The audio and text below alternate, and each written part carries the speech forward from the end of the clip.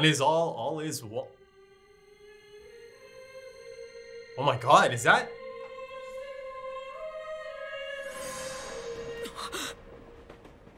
Yeah, it is. お久しぶりです。よく来た。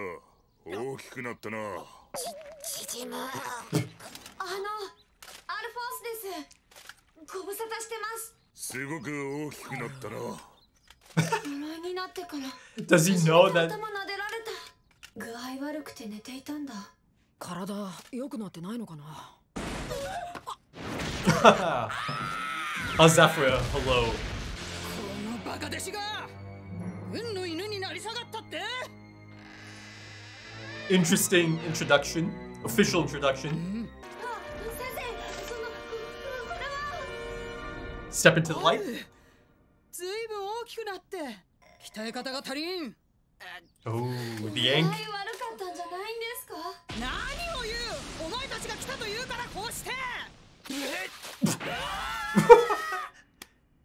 無理しちゃダメだろう。心配 He して sounds so familiar. 以前セントラルで石にやたら詳しい錬金術師に会ったろ。どんな人です？ホーエンハイム。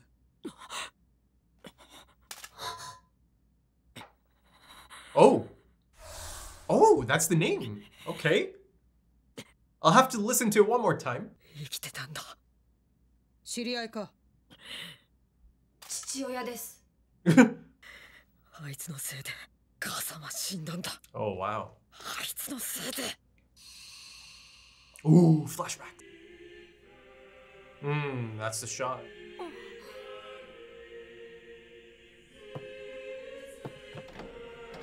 Oh, was that the last time? お父さんは？出かけたわ。いつ帰ってくるの？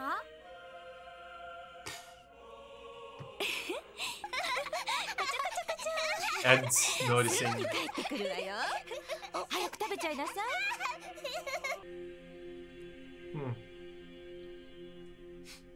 She's lovely.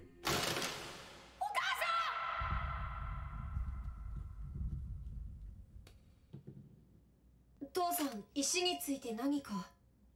長年の望みがもうすぐとか嬉しそうに言ってたな。飯にするぞ。はーい。 Snap out of it. Quite effective there. あれは食わんのか。汽車の中でたくさん食べちゃって、みんなに祝福されて人間は生まれてくるんですね。そうだよ。お前たちもそうやって生を受けた。自分の命に誇りを持ちなさい。Interesting.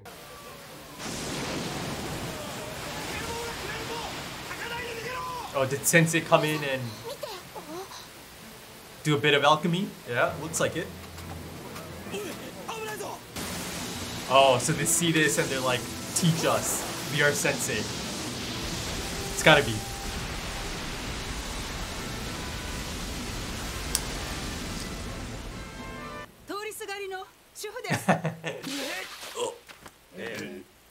Interesting.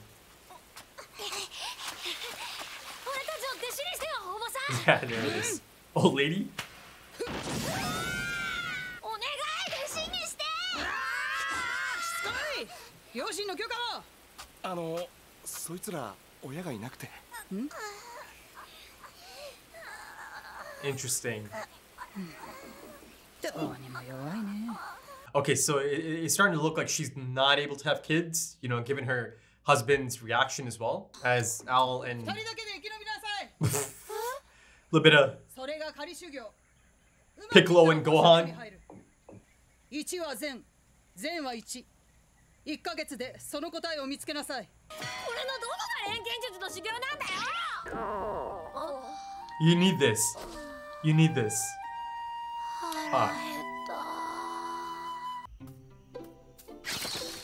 There you go. Yeah, now you have to. Yeah. スパッと。スパッと。 They're not gonna be able to do it.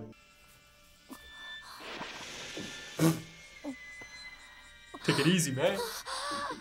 俺生きてるんだ。アリを食って生きてる。 One is all is one. There it is. 命を食って生きてる。生きてる。兄さん、もうちょっとだよ。 There you go. It's that music again. Takes you back to episode 2. The truth. There you go. The fox. Hey. 明日で1ヶ月か。ねえ兄さん、1は善、善は1の答え He might have. って見つかった？ Yeah, he had a bit of a. この島だって大昔は海の底だったかもしれない。何万年もしたら山のてっぺんになってるかもしれない。何もかもつながってる。すべては目に見えない大きな流れの中にあるんだ。それを宇宙っていうのか世界っていうのかは分かんない This け is ど、 sounding really similar そ to. んなでっかいものからすりゃ俺もあるもんアリみたいなもんさ。流れの中の小さな一つ。 There you go, Ed. 善の中の1に過ぎない。だけどその小さな1が集まって善が存在できる。1は善、善は1の答えを聞こう。善は世界、1は俺。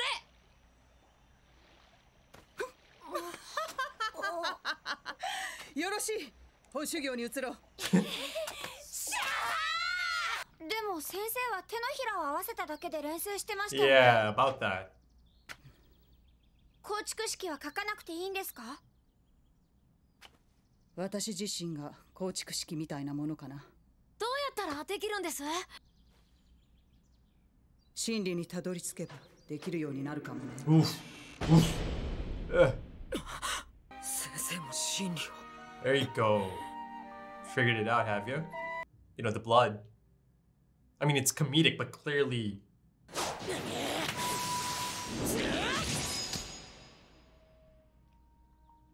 やはり構築式なしに連成できるか。加えてアルフォンスは空っぽの鎧。 Yeah, お she 前 saw は through 片手 it. 片足がオートメイル。先生どうして？それぐらい手合わせすればわかる。見たな。 The gate, the truth. して揃ってしょうもない。 Mmm. There it is. 先生はあれを見たから。 Yeah, how about your price? The price you had to pay.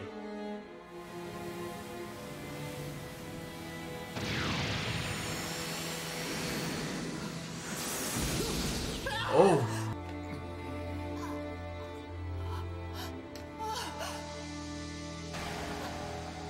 Oh. 私たち夫婦にはなかなか子供ができなくてね。ようやくできたっていうのに私が病気になっちまった。 Oh, man. 私たちの子は生きてこの世に生まれることができなかった。 And she tried. だから禁忌を犯したんだ。おかげで中はあっちこっち持っていかれた。 Oh. That's the price, eh? もっと早く話しとくべきだったね。辛いとかそういう気持ちは。体を取り戻したら何食べようとか逆に楽しみなんですよ。そうだよな。このバカ誰が。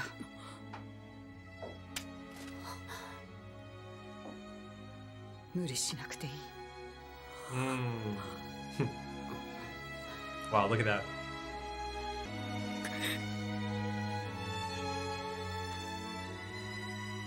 すみません。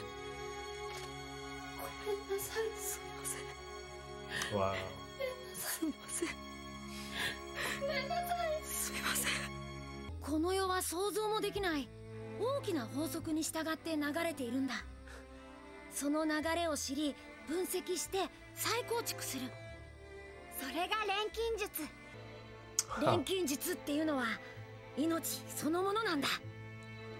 That was quite the experience for them, eh? That month? Quite the eye-opening experience for them. right then. That episode right there, I think that is one of the best episodes of this anime so far. It's easily in my top 3. It's certainly a contender for best episode of the series so far as well, right? It's really high up there. To me, it felt like quite an important episode. And of course, I finally get to see teacher, sensei, Izumi, right? And of course, her husband, who's by her side, who's a rock of a man, right? Literally and figuratively as well. At some point, Sig and Armstrong certainly need to get together or be in the same room together, just come across each other at some point. Yeah. Listen, he's really low-key. He's quite stoic, but he's not afraid to show love for the people he cares for. And you could tell by the introduction as well, right? They show him as someone who looks quite menacing, right? The actual scene that's playing out is also kind of depicting him, or kind of, like a misdirect, essentially, right? Someone that looks like him, someone of that size, right? Surely it must be someone so menacing, but no, you see that he's got a big heart. He's actually quite happy to see the brothers, right? Great moment as he's kind of rubbing their heads. Even Alphonse, great moment. So you see how Izumi is attracted to someone like that, or was attracted to someone like that as well. Her taste in men is clearly on display for sure. But yeah, Izumi, wow.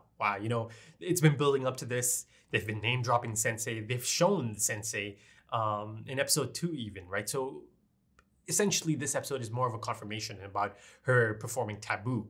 It was pretty clear back in episode 2 that she also did that, right? That she did cross that line, that she did cross the gate, that she did face the truth. And they essentially confirm that almost. Though, of course, it is up to the audience to, pick up on it and read into it. Because Alphonse, during their training session in episode 2, he tells that, oh, you could do it just like Sensei, like teacher, right? No need for transmutation circles. And of course, her symbol that's inked on her chest, it's the exact same symbol Ed has, right? I've seen that symbol, a larger version of it on the back of his coat, iconic red coat. So it's the same symbol, though it's not the same as the ones the Sins have, right? The Ouroboros. And then, of course, I've seen a few different ones. Kimblee, I think Kimblee had 2 of them, right? 1 on each hand as well. Almost instantly, Izumi has become one of my favorites of the anime. Such a great character, really. Such a great character. It's almost as if the universe brought them together. The Elric brothers and Izumi. And of course, let's not forget Sig as well. In that sense, it almost feels like a surrogate family, right? Parents for the Elric brothers. But, Izumi specifically, yeah, they lost a mother and she lost a child. She's not able to have a child, right? And, I thought her character design and her clothing, it was quite interesting because, they really put it up front that, okay, all her limbs are intact, right? Everything else looks quite normal, other than her kind of throwing up blood, right? Of course, that's a red flag, or not a red flag, but something concerning, even though it is kind of presented in a comedic sense earlier in the episode, though I knew that, okay, this is off. Something's going on here internally. Later on, they confirmed that indeed, internal organs have been taken as a price. It continues that trend of this anime having, or the story, or the truth, having ironic punishments, right? It continues that trend. But yeah, essentially it appears that, she's lost the ability to ever have a child. And that's the reason I'm calling it an ironic punishment once again. Yeah, I think she is I feel like she's such an important presence in their life, that she's actually played quite a substantial role in their growth, in their upbringing. Yes, she kind of throws them out there, sink or swim type training, essentially, right? That's not something new, of course. You see that in all kinds of different stories. I mentioned Piccolo and Gohan almost immediately. I love that section of Dragon Ball Z. the early days. You know, some of those episodes of Gohan out there, listen, they're not the greatest episodes, but something about those episodes, maybe it was around the time I watched them, there was something so, I don't know, magical about those episodes. I think it really has something to do with the timing of those episodes. But yeah, you know, I digress. Let's get back to this anime. You know, you see how they've turned out, right? That they are competent, that they feel like they're so much older for their age, right? You see the building blocks. Izumi played a major role in that. She had a major hand in that, right? Through these life lessons that she gave them. You know, like I said, this is essentially someone that could be their mother. She is a mother figure, right? Let's not beat around the bush. I think she is a mother figure.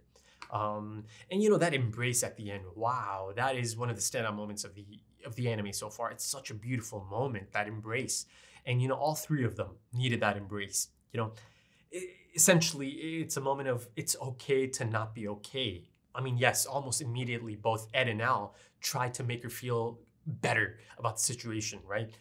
Because she is regretful that, you know, she didn't bring this up earlier. And, you know, her pupils, you know, these children that she cares for so much, ended up going through the same pain that she had to go through, right? And she knows it. You know, they have that shared trauma now, but she knows the pain, right? And just imagine the pain she must be feeling at the time, how hurt she must be, and how annoyed, or how, I mean, annoyed is a bit of an understatement, how disappointed she must be in herself. You know, maybe there is even a sense of self-hate, right? Self-hatred, sorry. Self-loathing, to see these kids in front of her, to see the state they're in, right? And to know the pain they had to go through, right? Yeah, you know, of course, Izumi, there's a lot of regrets there, right? There's a lot of trauma there. But you see, of course, you know, Ed and Al, they try to make her feel better, but you know, she knows, you know, she steps up, she tells them it's okay, you know, you don't have to act strong, right? Again, it's okay to not be okay. And I love that moment, that both of them finally kind of let their guard down, and they kind of allow themselves to grieve about the past, you know, with their sensei. You know, they share this intimate moment, this, you know, yet again, another bonding moment. But it felt like such an important cathartic moment, right? That release of the burden of pain, of, you know, specific pain from their past. And, you know, again, I thought this episode is quite a fantastic follow-up to the last episode, right? You have Winry there saying, you know, you two don't cry for yourselves, so I do it for you, right? You know, they have a history of kind of having that guard up, you know, kind of having all of these emotions bottled up inside, right? Not allowing themselves to feel bad about their past, right? And it's not healthy. It's not. So, you know, seeing this, even though it's sad, it's great. It's good for them to, you know, to have that release, you know, to have this mother figure allow them to, you know, have that release, you know, tell them that it's okay. Come on, you know, it's okay. You know, you don't have to put up this facade. So, you know, again, there's a lot of understanding there. And also, you know, in terms of it being an interesting follow-up to the last episode, you know, the birth of a child, right? And there you have Ed saying things like, oh, you know, even alchemists can't create a baby, right? Or make a baby, something along those lines. And then, of course, you have this episode right after. They find out that their own sensei, their own teacher, has kind of learned that lesson, right? I mean, it's tragic. It's tragic. It really is. If you could totally understand how she was driven to that, you know, extreme of crossing that line and, you know, attempting taboo, right? Given how things turned out, she truly might have felt that this was the one and only chance she had at a child. You know, this is the only child she was ever going to have. And, you know, it drives her to that extreme. And then, of course, this kind of continues that mystery of Al not having a clue about this truth, or, you know, going through any sort of gate, right? Though he was there, you know, in terms of performing the taboo, human transmutation. Yes, you know, Ed's the one who was kind of leading that whole, you know, project. But sorry, not Ed, Al was a part of it, right? So there's still that question. That's still one of the mysteries as of this point. And now that everything is out in the open, maybe they are going to discuss this, right? Their experiences. So that's certainly an interesting angle this can go into. And, I'm assuming they're going to spend a lot of time, or at least a few episodes, with Sensei, teacher, Sig even, right?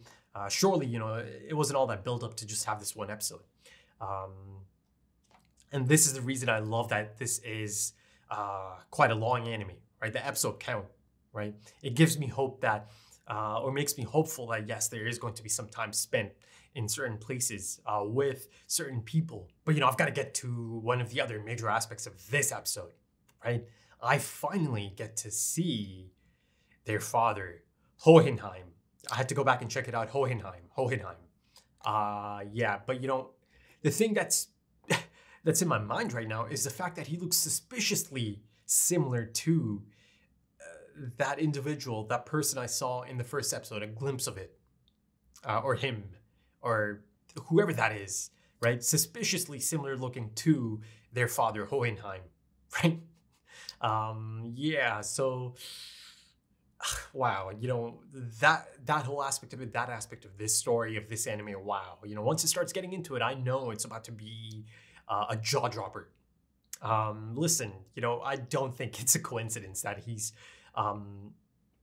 has quite a strong resemblance to that figure I saw in episode 1, right? Eyes open, but then eyes closed by the end of it, right? And I'm speaking of the first episode, Isaac McDougall. Again, remember I mentioned it almost felt like he's about to be summoned, right? I'm not saying that was the case, but that's the feeling I was getting as well. So I don't know, man. Is there some kind of relation here? Am I looking at, a brother, or was that Hohenheim himself, perhaps? And, over the span of these past 12 episodes, anytime I hear that term, father, right? The Sins specifically mention father a few times. I've kind of just connected that figure to that name, father, right? So, of course, there's some connection to the Sins and that individual, again, who looks suspiciously similar to Ed and Al's father. So there is clearly some connection there, right? There's something going on there. Their father, Hohenheim, is mixed up in something quite big on a large scale. They essentially specify even that he is mixed up in the whole, Philosopher's Stone aspect of it, right? And then, of course, the Philosopher's Stone aspect has a lot of baggage, right? In the last few episodes, I've been learning about the ingredients of Philosopher's Stone and all that stuff, right? So he seems to be an authority on the matter, right? Maybe not an authority, but someone who has kind of devoted a lot of years of his life in the pursuit of the Philosopher's Stone, and learning about the Philosopher's Stone. And, it's kind of like father, like son. You see that Ed is on the same path as well, isn't he? There's probably a lot of similarities that he would rather not, realize or admit to once the time comes. And, Al's on that path as well, of course. But, you see that a lot of this is from Ed's perspective, right? So even in that sense, seeing it from a younger Ed's perspective, right?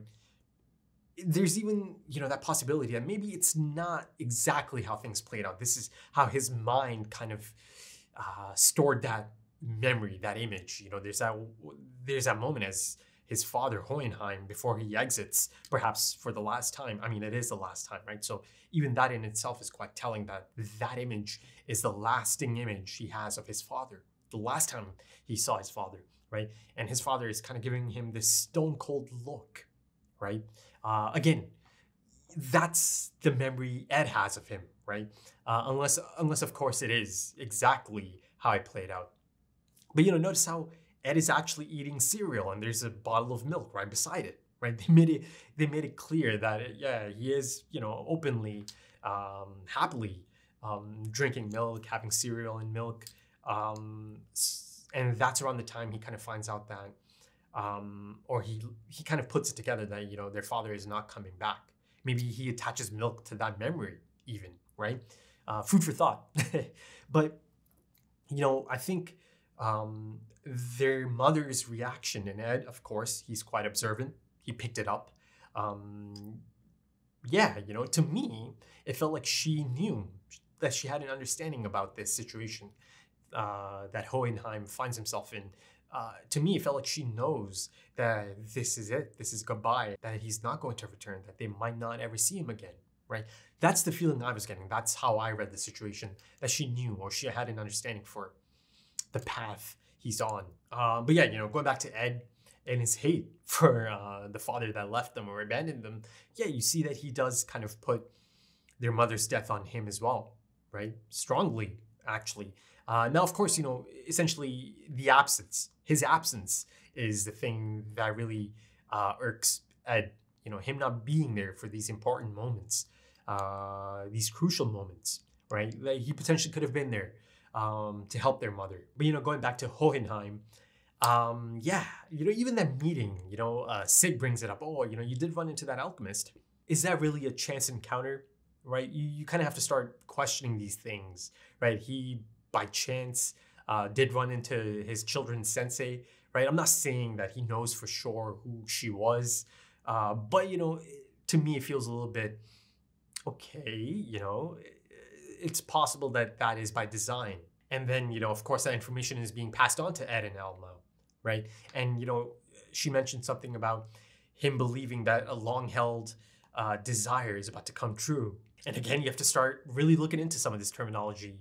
Maybe the things he's kind of devoting his life to these past, years to, that desire is about to come through, but then also, desire as in one of the sins as well, right?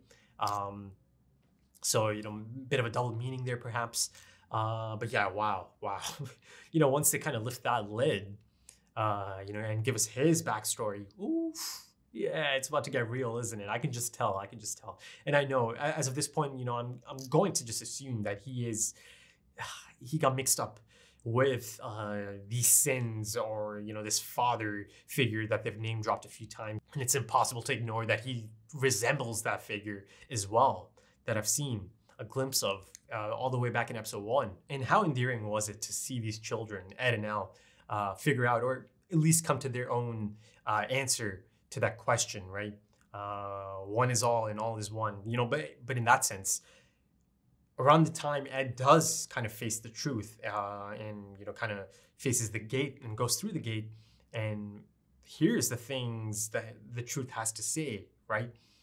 He knew, he kind of had an understanding of this, right? All is one, one is all. Also kind of leading into the whole microcosm and macrocosm analogy. And I am speaking of that iconic moment in episode 2, right? The truth kind of proclaiming to be, I am the universe. I am the world.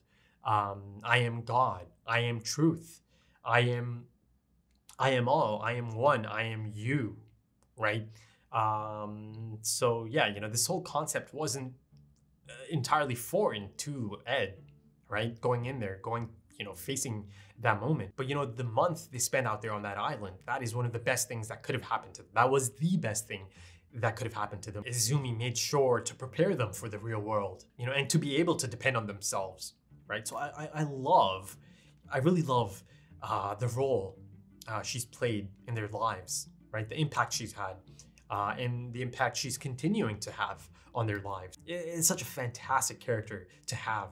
How many more great characters can this anime throw up, right? Episode 12, and I'm still getting so many great characters, right? The build up and payoff, though, I don't think that's the end of it, is it? There's still quite a bit to get through here.